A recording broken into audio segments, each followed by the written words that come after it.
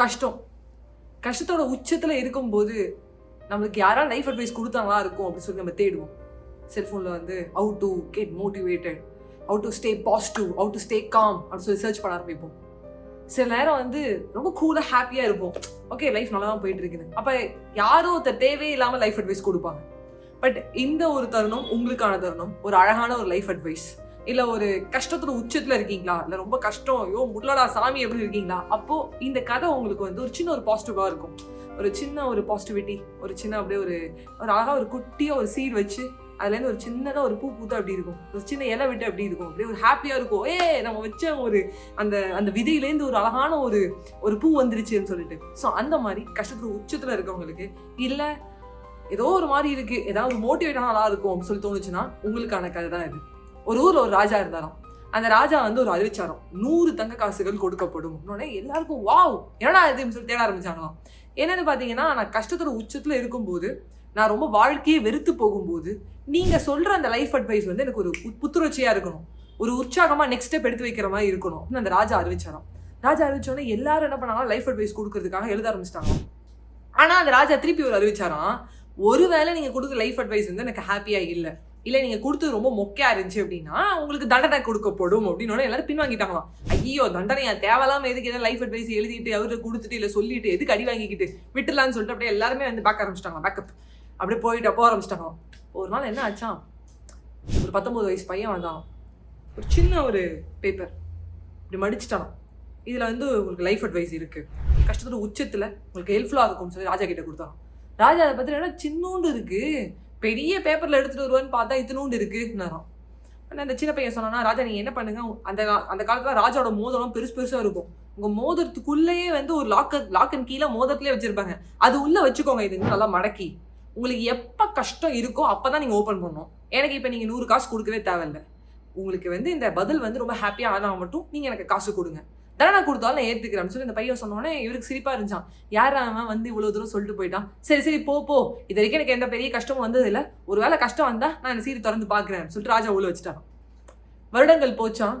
ஒரு நாள் பார்த்தா கூட இருந்த தளபதியே குழி பறிச்சுட்டான், முதுகுல குத்திட்டான், அப்படியே கட்டாப்பா போய் நேரம் பாகுபலி கூத்துன மாதிரி கூத்தினான்னு என்ன பண்றதுன்னு தெரியல. ஆட்சி தன்னை விட்டு போயிடுச்சு. தன்னுடைய ஒய்ஃப், தன்னோட பசங்க எல்லாத்தையும் ஒரு குதிரையில ஏற்றி ஏதோ ஒரு ஊருக்கு அனுப்பி வைக்கிறாரு. இவர் என்ன பண்றதுன்னு தெரியாம கல்லுன்னு தனியா வருது.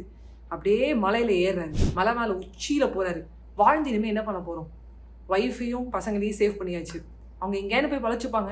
என்ன ராஜாவோட பசங்க பெரிய ராஜ்யம் சொல்லி இருந்த இடத்துல விட்டுட்டு சாதாரணமா வாழ்வாங்க, பரவாயில்ல எங்கேயும் வாழ்ந்துட்டு போட்டோம். இனிமே நான் இருந்து என்ன பண்ண போறேன், கூட இருந்து தளபதியே குழி பறிச்சுட்டான், முதுகுல குத்திட்டான், நான் என்ன ராஜா அப்படின்னு அவர் வந்து நெகட்டிவா பேச ஆரம்பிச்சாரு. இதை விட ஒரு கஷ்டம் யாருக்கான்னு வரணுமா என்ன அப்படி சொல்லும்போது அப்படியே இந்த மலையோட உச்சியில இருந்து அப்படியே யோசிக்கிறாரு, என்ன பண்ண தெரியல, அழுதுட்டாரு ஒரு ஸ்டேஜ்ல. எல்லாருக்குமே அந்த அழுக வரும், யாருமே இல்லையாடா நம்மளுக்கு அப்படிங்கும் போது அந்த மோதத்தை பாக்குறாரு. இந்த மோதத்துல இருந்து அழகா என்ன பண்றாருன்னா அந்த சீட்டை பிரிக்கிறாரு. அவருக்கு வந்து அந்த கண் அப்படி பாத்தீங்கன்னா ஜலம் அப்படியே தாங்கல, அப்படி தன் கண்ணு வந்து அப்படியே வந்து நம்ம மேக்ஸ் எக்ஸாம் எழுதும்போது, மேக்ஸ் டெஸ்ட் எழுதும்போது, இல்ல ஹோம்ஒர்க் எழுதிட்டு இருக்கும்போது அந்த அப்படியே அந்த சாப்பாடு டேபிள் அடி வாங்குவோம் அம்மாட்ட, அழுதுகிட்டே அப்படியே சாப்பிடுவோம், அழுதுகிட்டே அப்படியே எழுதுவோம் பார்த்திருக்கீங்களா, அந்த மாதிரி அவர் எழுதும்போது அதை பிரிக்கும் போது அவருக்குள்ள அப்படியே ஒரு மாதிரியான ஒரு ஃபீல், ஒரு கஷ்டமான ஃபீல் எல்லாருக்கும் தெரியும். அந்த பேப்பரை படிக்கிறாரு.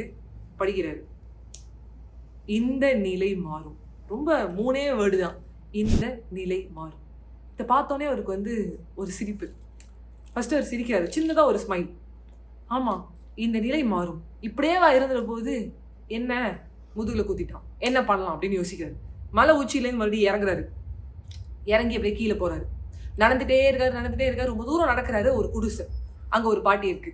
இந்த பாட்டி என்ன பண்ணுதுன்னா உப்புமா பண்ணிருக்கு. உப்புமா பண்ணதுக்கு அப்புறம் ராஜா இதெல்லாம் காட்டிக்கிற மாதிரிலாம் எதுவும் இல்லை, இந்த மோதிரம் மட்டும் ஏதோ மிஞ்சிச்சு.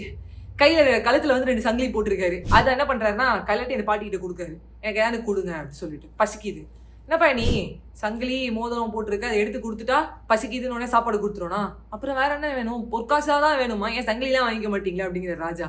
அந்த பாட்டி சொல்லுது, பசிக்குதுன்ட்டு நினைச்சுக்கோ, ஏன் சாப்பாடு போட்டுருவேன், சங்கிலி இல்ல மோதிரம் இதெல்லாம் கொடுக்கணும் இல்லை, அந்த மாதிரி பாட்டி நான் கிடையாது, வந்து உட்காரு, என் பேரனுக்கு போடுற மாதிரி போடுறேன் உட்காரு அப்படின்னு சொல்லிட்டு போடுறாங்க.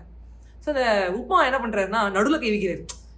நடுவில் கை வச்சோன்னு சுட்டுருச்சு, ஐயோ அப்படின்னு சொல்லிட்டு பாட்டி சொல்லுது, என்ன நீ உப்புமா கூட சாப்பிட தெரியல உனக்கு, ஓரத்துலேருந்து சாப்பிடு, நடுவில் கை வச்சா சுடதான் செய்யும் சொல்லிட்டு அந்த பாட்டி ஓரமா எடுத்துட்டு ஊத்திட்டு வாயில ஊட்டி விடுறாங்க. அவருக்கு அப்படியே ஒரு ஹாப்பினஸ் தான் உனக்கு புரிஞ்சுக்கிறாரு. இப்போ போய் நம்ம வந்து நேராக போய் வந்து அந்த தளபதியை பிடிச்சோன்னு வச்சுக்கோங்களேன், இல்லை அடிக்கிறோம்னு வச்சுக்கோங்களேன், நடுவில் வந்து பொங்கலை கை வைக்கிற மாதிரி, உப்புமாவில் கை வைக்கிற மாதிரி கை சுட்டுரும். குறுநில மன்னர்கள்லேருந்து ஸ்டார்ட் பண்ணுவோம், கொஞ்சமாக ஆட்சியை கைப்பற்றுவோம்னு சொல்லிட்டு பிடிச்சிடாரு. திருப்பி விட்ட பதவியை, விட்ட பிரச்சனையை, அப்படி இந்த பிரச்சனையை திருப்பி எடுத்து அப்படி ஒரு செவில வைப்போம் பாருங்க அடிக்கிறாரு. அந்த 5 இயர்ஸில் அவர் படாத ஸ்ட்ரகிளே கிடையாது. பட் கொஞ்சமாக அந்த உப்புமா சாப்பிட்றமே கொஞ்சமாக போயிட்டு நடுவு சென்டர் பாயிண்ட்டுக்கு வந்து சாப்பிட்டு ராஜா ஆயிடுறாரு. திருப்பி ஆனதுக்கப்புறம் அவருக்கு ஒரே ஹாப்பினஸ். அப்புறம் ஒய்ஃபு அங்கே இந்த பசங்கள்லாம் கூப்பிட்டு வந்து பாரா கூட இருக்கிறவங்கள கரெக்டாக வச்சுக்கணும்டா. சொந்தத்திலையாகவும் சரி, ஃப்ரெண்ட்ஷிப்பாக இருந்தாலும் சரி, நம்மளை சுற்றி இருக்கவங்க வந்து துரோகிகளா, நண்பர்களா, எதிரிகள் கூட வர பிரச்சனையை தாண்டி துரோகிகள்டேருந்து வர பிரச்சனை ரொம்ப ஜாஸ்தியாக இருக்கும், பார்த்துருங்கன்னு வந்து பசங்களுக்குலாம் அட்வைஸ் பண்ணுறது. மன்னர்கள் எல்லாரும், குறுநில மன்னர்கள் எல்லாரையும் கூப்பிட்டு நிறைய அட்வைஸ் பண்ணிட்டே இருக்காரு இவர் இந்த மாதிரி சொல்லிட்டு இருக்கும்போது. ஆனால் அந்த இந்த நிலை மாறுங்கிறது வந்து ரொம்ப ஒரு அழகான ஒரு மந்திரம் இல்லை சொல்லிட்டு யோசிச்சுட்டு இருக்கேன். அப்போ அந்த பையனை கூப்பிட்டு என்ன பண்ணுறாருன்னு கேட்டிங்கன்னா, 100 தங்க காசுகள் கொடுத்து, இதுக்கப்புறமும் 100 தங்க காசுகள் கொடுத்து, நீ இங்கே மந்திரியாயிடு, எங்களுக்கு ஒரு ஆலோசகராக இரு அப்படின்னு சொல்லிட்டு ராஜா வந்து ரொம்ப வந்து மகிழ்ச்சியாக நிறைய விஷயம் சொல்கிறாரு. சொல்லிட்டு இருக்கும்போது அந்த பையன் என்ன சொல்கிறான்னா, திருப்பி உங்கள் மோதிரத்தை தொடங்க, இதில் நீங்கள் உங்கள்கிட்ட கொடுத்த சீட்டு திருப்பி எடுத்து படிங்க அப்படிங்கிறாரு.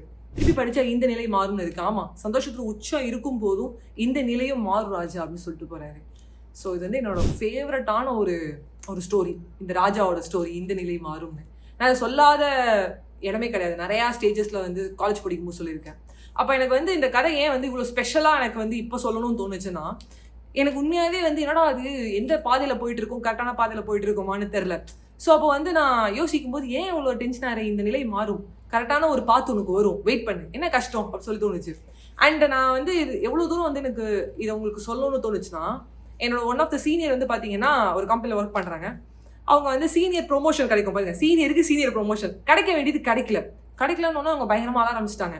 அப்போ வந்து இந்த நிலை மாறும் நான் சொன்ன ஸ்டோரி உங்களுக்கு ஞாபகம் வந்திருக்கு. இந்த நிலை மாறும் அப்படின்னு சொல்லிட்டு அங்கே சிரிச்சிருக்காங்க. எனக்கு உடனே ஃபோன் பண்ணி, வைஷ்ணவி நீ சொன்ன ஸ்டோரி எனக்கு வந்து நீ ஞாபகம் வந்துச்சு, நீ சொன்னல இந்த நிலை மாறும்னு. கண்டிப்பாக இன்னைக்கு எனக்கு கிடைக்கல சீனியர் பொசிஷன், பட் கண்டிப்பாக கிடைக்கும், நீ எனக்கா இன்னொரு வாட்டி இந்த கதையை சொல்றியான்னாங்க. எனக்கு அப்படியே ஒரு ரொம்ப சந்தோஷமா இருந்துச்சு. எஸ் ரைட், எனக்கு யாரோ ஒருத்தர் ஃபோன் பண்ணி எனக்கு கேட்குறாங்க நான் காலேஜில் சொன்ன ஸ்டோரியை. அதுவும் அவங்களுடைய டஃபஸ்ட் டைமில் வந்து நான் இந்த ஸ்டோரி வந்து உங்களுக்கு ஹெல்ப்ஃபுல்லாக இருந்திருக்கு. திருப்பி நான் முதலேருந்து அந்த அக்காட்ட சொல்கிறேன். அப்புறம் அந்த அக்கா ஒரு 1 வீக் கழிச்சு எனக்கு சொல்கிறாங்க, அந்தமாதிரி நான் எனக்கு இந்த பொசிஷன் கிடைக்கலன்னொடனே இந்த கதையை நீ என்கிட்ட சொன்னேன், எனக்கு ஞாபகம் வந்ததுன்னு சொல்லிட்டு என் ஆஃபீஸ் ஃபுல்லாக நிறைய பேருக்கு இந்த ஸ்டோரியை சொல்ல ஆரம்பிச்சிட்டேன். ஈவன் வாட்ச்மேன்ட்ட கூட ஸ்டோரியை சொல்லிட்டேன், எங்கள் அக்காட்ட சொன்னேன், என் தம்பிகிட்ட சொன்னேன்னு சொன்னாங்க. ஸோ அந்த அளவுக்கு இந்த ஸ்டோரி எனக்கு ஸ்பெஷல். இந்த ராஜாவோட ஒரு சந்தோஷத்தோட உச்சத்துலேயும் இந்த நிலை மாறும், ராஜாவோட கஷ்டத்தோட உச்சத்துலேயும் இந்த நிலை மாறும். அதே மாதிரி வந்து அந்த உப்புமா கதை வந்து எனக்கு ரொம்ப பிடிக்கும். உப்புமா நல்லா வைக்காத என்ன சோரமாக எடுத்து சாப்பிட்றேன்னு அந்த பாட்டி வந்து ஆசையாக ஊட்டி விட்டாரு. நம்ம லைஃப்பில் இந்த மாதிரி நிறைய பேர் கிராஸ் ஆவாங்க, நம்மளுக்கு ஒரு சின்னதாக ஒரு லெசன் சொல்லி கொடுத்துட்டு போவாங்க. அண்ட் நான் உங்கள் லைஃப்பில் கிராஸ் ஆகிருக்கேன்னு நினைக்கிறேன். MD யோகா குருவில் மைஜி வைஷ்ணவி உங்ககிட்ட ஒரு அழகான ஒரு கதை சொல்லியிருக்கேன். அண்ட் கஷ்டமான பாதையில போயிட்டு இருக்கீங்க, ட்ராவல் பண்ணிட்டு இருக்கீங்கன்னா இந்த நிலை மாறும், ரொம்ப சூப்பராக மாறும். அதுக்கான ஸ்டெப் எடுத்து வைங்க. அண்ட் நீ மாறும், நீ மாறவே இல்லையேன்னு எனக்கு கேட்காதீங்க. ராஜா வந்து அடுத்தடுத்த ஸ்டெப் எடுத்து வச்சாரு, ஸ்டெப்ஸ் எடுத்து வைங்க. அண்ட் ஒரு கிரேட்டஸ்ட் ஒரு இன்னொரு விஷயம் சொல்லணும்னா, ஒரு கிரேட்டஸ்ட் திங்காக சொல்லணும்னா, உங்களை சுற்றி நல்ல எனர்ஜியான பீப்புள் வச்சுக்கோங்க. அண்ட் இன்னொரு முக்கியமான விஷயம்னா, எனக்கு இந்த ஸ்டோரி சொல்லணும்னு பிடிச்சிருந்து நான் இப்போ சொல்கிறேன். எனக்கு ரொம்ப ப்ரிப்பேர் பண்ணி நான் ஒரு வாட்டி 2 வாட்டி படிச்சுட்டு தான் சொல்லேன். எனக்கு இதை வந்து எப்படி ஒரு ஃப்ளோவாக வந்து ஒரு ஃப்ரெண்டு கிட்ட சொல்லுவோம், அந்த மாதிரி சொல்லிட்டு இருக்கேன். அந்த மாதிரி வந்து உங்களுக்கு பிடிச்சதை பண்ணுங்க. நீங்கள் இம்ப்ரெஸ் பண்ண தேவையில்ல மற்றவங்களை. உங்களுக்கு என்ன பிடிக்குமோ அதை பண்ணுங்க. உங்களுக்கு வந்து யாரோட வேலிடேஷனும் இல்லை யாரும் சொல்கிற ஒரு அப்ரிஷியேஷனும் உங்களுக்கு தேவையில்லை. உங்களுடைய சாட்டிஸ்ஃபேக்ஷன், உங்களோட மன அமைதி, உங்களுக்கு பிடிச்ச விஷயம், அதுதான் முக்கியம். Bye bye friends.